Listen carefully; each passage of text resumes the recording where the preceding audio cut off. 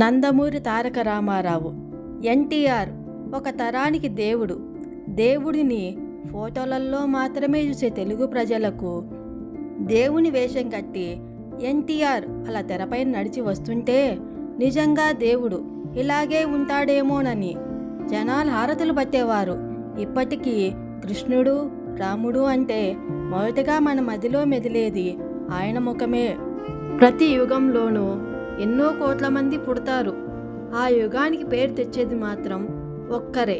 అలా ఈ యుగంలో పుట్టిన వారే మన యుగ పురుషుడు ఎన్టీఆర్. అన్నగారి పేరు ఒక చరిత్ర, ఆ స్వరం ఒక ఉప్పెన, ఆ చిరునవ్వు ఒక ఆశాకిరణం. ఆయన మన మధ్య లేకపోయినా తెలుగు జాతి ఉన్నంతకాలం ఎన్టీఆర్ గారు చిరస్థాయిగా నిలిచి ఉంటారు. గుంటూరు జిల్లాలోని నిమ్మకూరులో మే 28, 1923 సంవత్సరంలో ఎన్టీఆర్ గారు జన్మించినారు.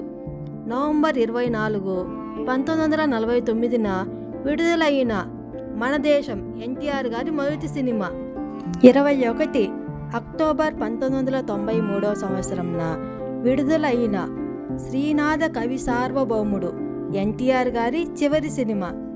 44 సంవత్సరాల సినీ ప్రయాణంలో 303 చిత్రాలలో నటించినారు. థియేటర్ స్క్రీన్ మీద ఎన్టీఆర్ కనిపిస్తే ప్రజలకు పూనకాలు వచ్చేవి. యాక్షన్ సీన్స్ చేస్తుంటే ప్రజలు ఈలలు వేసేవారు. రాముడిలా కృష్ణుడిలా కనిపిస్తే ప్రజలు హారతులు ఇచ్చి దండం పెట్టేవారు. పల్లెల నుండి సినిమా కోసం ఎద్దుల బండి మీద నడుచుకొని కూడా వచ్చేవారు. పాతాళ భైరవి, మాయాబజార్, దానవీర సూరకర్ణ వంటి సినిమాలతో ఆయన స్థాయిని ప్రపంచానికి చాటాయి. ఎన్టీఆర్ గారు 20 సినిమాలకు దర్శకత్వం వహించారు. అన్ని సూపర్ హిట్లే. 1969 సంవత్సరంలో వచ్చిన వరకట్నం సినిమాకి బెస్ట్ డైరెక్టర్గా నేషనల్ అవార్డు వచ్చింది.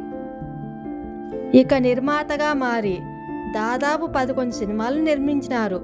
అందులో డ్రైవర్ రాముడు, దానవీర సూరకర్ణ, వరకట్నం, శ్రీకృష్ణ పాండవీయం, పిచ్చి పుల్లయ్య వంటి హిట్ సినిమాలు కూడా ఉన్నాయి.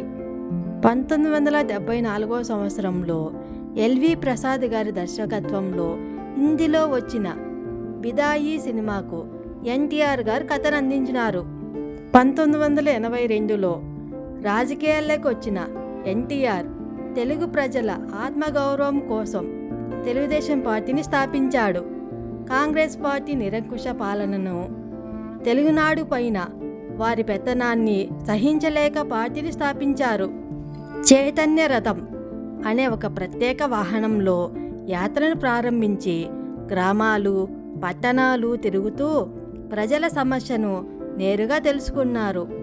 చైతన్య రథం మీద పడుకోవడం, రోడ్డుపైనే స్నానం చేయడం, ప్రజల కష్టసుఖాలను నేరుగా పాలు పంచుకోవడం అప్పట్లో పెద్ద రాజకీయ మార్పు.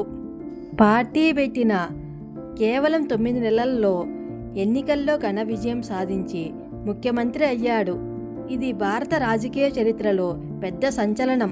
ప్రజల కోసం ₹2కే కిలో బియ్యం, పేదలకు ఇళ్ల పథకాలు, మహిళలకు ఆస్తి హక్కులపై ప్రోత్సాహం, తెలుగు సంస్కృతికి ప్రాధాన్యం, ఇలాంటి నిర్ణయాలతో ప్రజలకు మరింత దగ్గరయ్యాడు.